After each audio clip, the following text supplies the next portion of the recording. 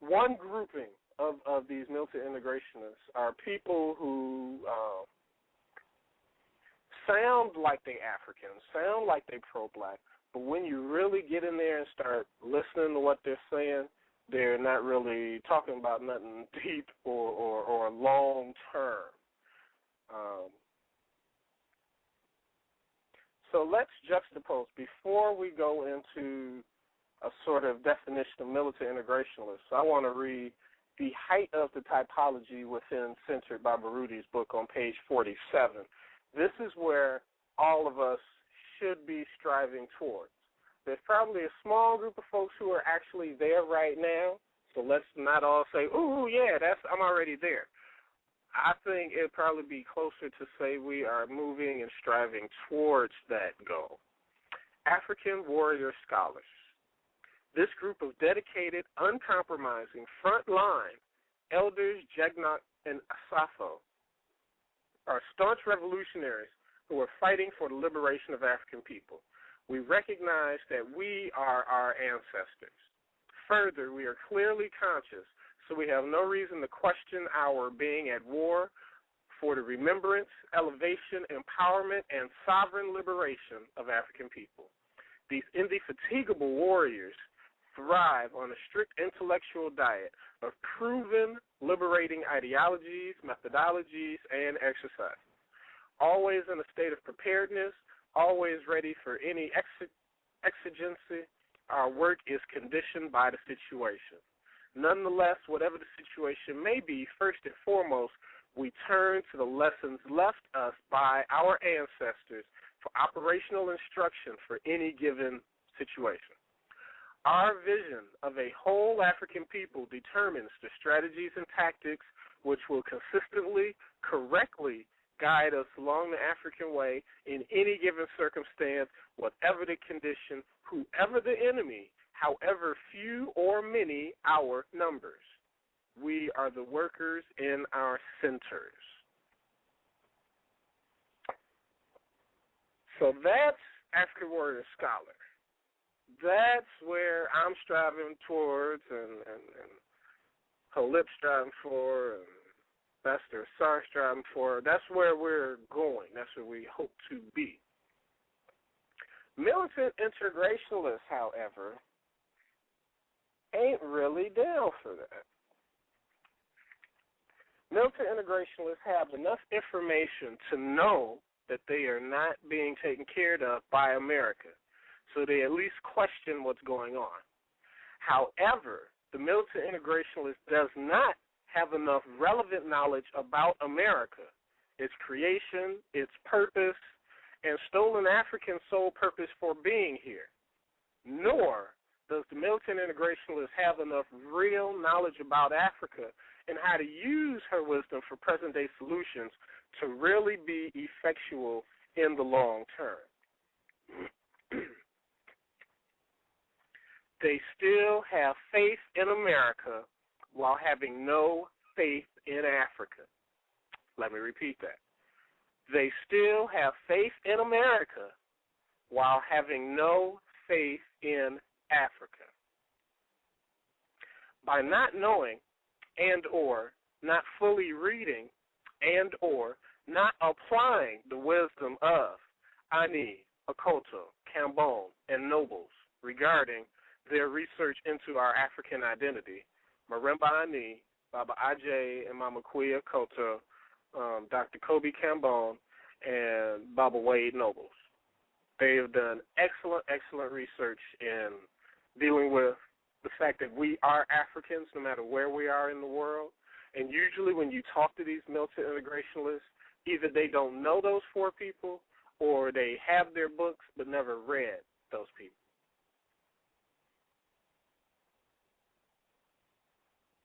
So the militant integrationist has not fully made the break from America, American values, American ideals, nor the American identity. To put it point blankly, we are stolen Africans who reside in America. The militant integrationalist does not want to accept this reality, and however loudly, however loosely wrapped in kente cloth their rhetoric may be, They have not divorced themselves from America. Subsequently, all of their ideas, all of the militant integrationist ideas are still within Caucasoid reality. Now, this also leads the militant integrationists to try to wrap Caucasoid ideas in any loose and fragmented African information they may have. Because remember, I'm going back and forth. There's like two subgroups within the militant integrationists. The ones who talk a whole bunch of pro-black, Afrocentric stuff, but it's surface-level stuff. They're not dealing with nation building. Then you've got the other ilk who don't want to have nothing to do with Africa stuff. And so we're going to address them in a minute. So this group may have some information, but it's loose and it's fragmented. They are trying to force the Caucasoid conceived idea, hear that, Caucasoid conceived idea of socialism into an African reality, trying to force the Caucasoid ways of governance to fit their vague notions of African sensibilities. The militant integrationalist is adept at using black-sounding rhetoric, which disarms most within our camps from listening closely and critically. But when one does, you find they are the flip side of the more quiet, passive integrationalists, loud and demanding, but still only of inclusion in and a more comfortable existence in a foreign reality. Now, you can spot a militant integrationalist by listening closely to their words and rhetoric. If they are anti-African, listen to how they question and demean any African knowledge. Or listen to how their pseudo-solutions only rally around a cause or an issue. A militant integrationalist isn't usually in the nation-building camps, but if one is masquerading, listen for their American-influenced, Caucasoid value-based pseudo-solutions regarding how to create a nation. If you want an exact example of this, Mr. Holip did like a panel or a symposium on creating a nation, on ideas of nation building, and I some of those responses with this analysis become crystal clear what was going on there. Folks did not have any information about any African political systems, about any African economic systems. Basically, 3 out of the 4 callers there, all they knew was America, and they just wanted to paint it black. I'm sorry, that's not going to get us anywhere. Now, if they only want to blacken up an essentially Caucasoid-conceived nation, chances are you have stumbled upon a militant integrationalist. Now, outside of the African nation-building discussions, you can spot an MI, a militant integrationalist, who is loudly trying to get Caucasoids to change small, inconsequential aspects of their reality to suit stolen Africans. They never call the entire Caucasoid system into question. They just demand a black space in it. Instead of using one's energy to create employment, they will demand Caucasoids hire stolen Africans, no matter the name or hairstyle. Instead of using one's energy to create African-centered style communities, the militant integrationalists will demand Caucasoids stop harassing stolen Africans, whatever they are doing, right or wrong.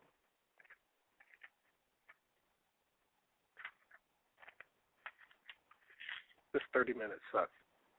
We've already stated that most militant integrationalists have no nation-building concept outside of only making America a better place. So a lot, not all, but a lot of militant integrationalists are cause or issue focused, and they attempt to drain all people's energies and resources into causes and issues solely. What this subgroup of militant integrationalists do not understand please hear this, is that if their particular issue or cause, be it police brutality, domestic violence, bad health, violence, infant mortality, political prisoners, whatever, if this singular issue is solved completely, will that end stolen Africans' suffering? If this cause is solved, will Africans be able to house, clothe, medicate, educate, and defend themselves? I'm going to go back. I see the time is dwindling down, but this is a key in how to spot some militant integrationists. So I'm going to go back. A lot, but not all, militant integrationists are cause or issue focused, and they attempt to drain all people's energies and resources into causes and issues solely. What this subgroup of MIs do not understand is that if their particular issue or cause, be it police brutality, domestic violence, bad health, violence, black-on-black violence, infant mortality, political prisoners, whatever, if this singular issue is solved completely, will that end stolen African suffering? If this cause is solved, will Africans be able to house, clothe, medicate, educate, and defend themselves? This type of militant integrationist takes their issue, their cause, as the totality of the movement. And anyone not down with their cause is somehow anti-black.